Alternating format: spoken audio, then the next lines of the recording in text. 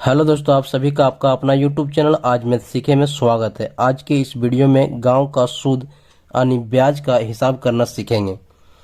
क्या होता है, जब हम कभी गांव में किसी से पैसा कर्ज लेते हैं तो वहां पे मुझे कुछ ब्याज देना पड़ता है, यानी जो पैसा लेते हैं उस पर कुछ परसेंट का मुझे ब्याज देना पड़ता है।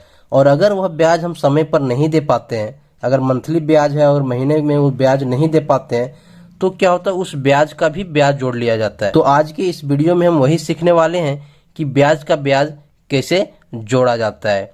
तो देखिए, यहाँ पे एक प्रश्न दिया हुआ है कि रवि ने 1 लाख रुपया कर्ज 5% की दर से लिया, तो वह 3 महीने के बाद कुल कितना रुपया सूद यानी ब्याज देगा।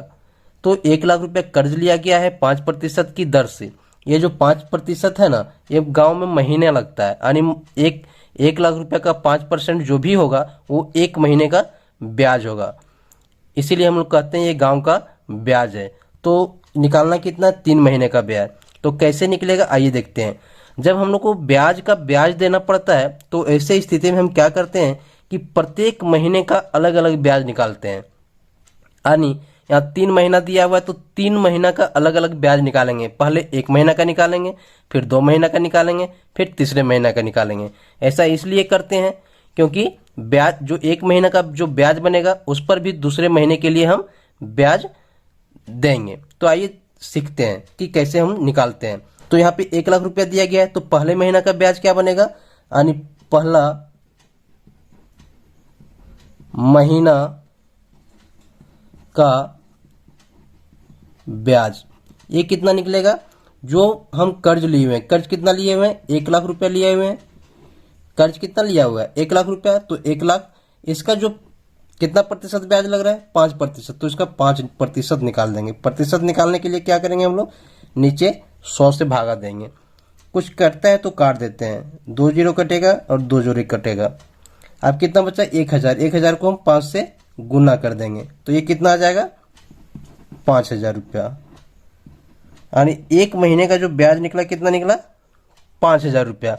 अब क्या करेंगे कि जो 5000 रुपया है ना, इस 5000 रुपये पर भी दूसरे महीने के लिए ब्याज लगेगा। 1 लाख रुपया का तो ब्याज लगेगा, लेकिन दूसरे महीने के लिए क्या होगा कि ये जो 5000 रुपये पहला महीना का जो ब्याज निकला इस पर भी ब्याज जोड़ लिया जाता है अगर हम नहीं दे पाते हैं तो दूसरे महीना का ब्याज क्या होगा, आइए देखते हैं। दूसरे महीना का ब्याज बराबर होगा 1 लाख रुपए का तो हम ब्याज देंगे ही, 1 लाख रुपए जो कर्ज लिया गया है उसका तो ब्याज देंगे ही, प्लस ये जो 1 महीना का जो ब्याज निकला 5000 रुपया, इस पर भी अगले दूसरे महीने के लिए हम ब्याज देंगे। तो क्या लिखेंगे, 5000 यहाँ पे लिख देंगे और दोनों को जोड़ देंगे। ये आ जाएगा 1,05,000 रुपया। अब 1,05,000 रुपये पे हम कितना प्रतिशत ब्याज दे रहे हैं, 5% है ना।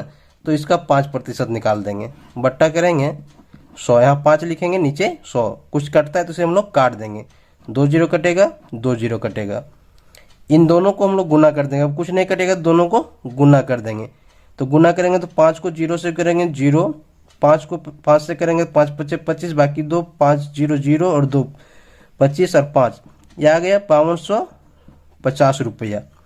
देखिए, पहले महीने में 1 लाख रुपया का जो ब्याज रुपया आया, दूसरे महीने में 5250 रुपया आ गया। हम कर्ज लिए हुए हैं सिर्फ 1 लाख रुपया, लेकिन दूसरे महीने में मेरा सूद बढ़ गया, कितना, 250 रुपया बढ़ गया। इसलिए बढ़ा क्योंकि जो पहले महीने का 5000 रुपये मेरा ब्याज आया था उस पर भी हम दूसरे महीने सूद दिए हैं, यानी ब्याज दिए हैं।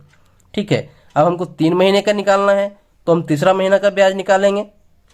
तो तीसरा महीना का ब्याज कैसे निकालेंगे, आइए देखते हैं।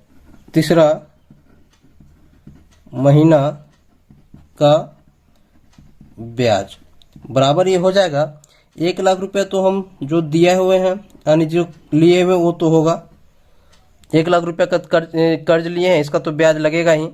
अब इस पे जुड़ेगा पहले महीना का ब्याज, जो पहले महीना का 5000 है, और फिर इसमें जुड़ेगा दूसरे महीने का जो ब्याज निकला है 5250 रुपया।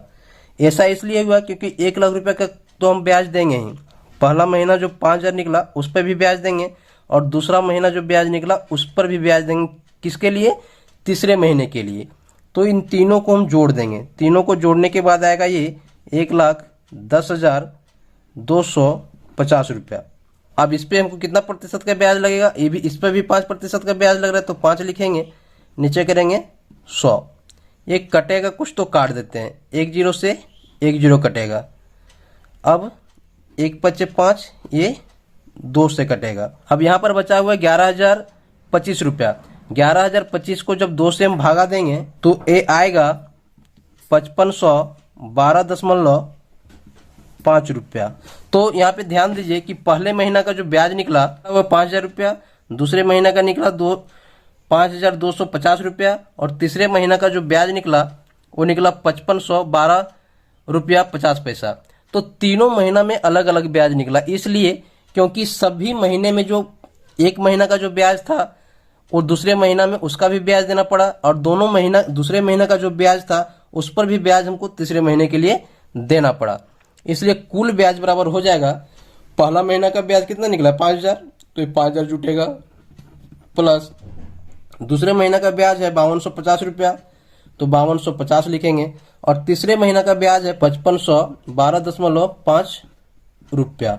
तो इन तीनों को जोड़ देंगे, तो जोड़ने के बाद आएगा 15,762.5 रुपया। यानी 1 लाख रुपया का 5% की दर से 3 महीने का जो ब्याज निकला वो निकला 15,762.5 रुपया।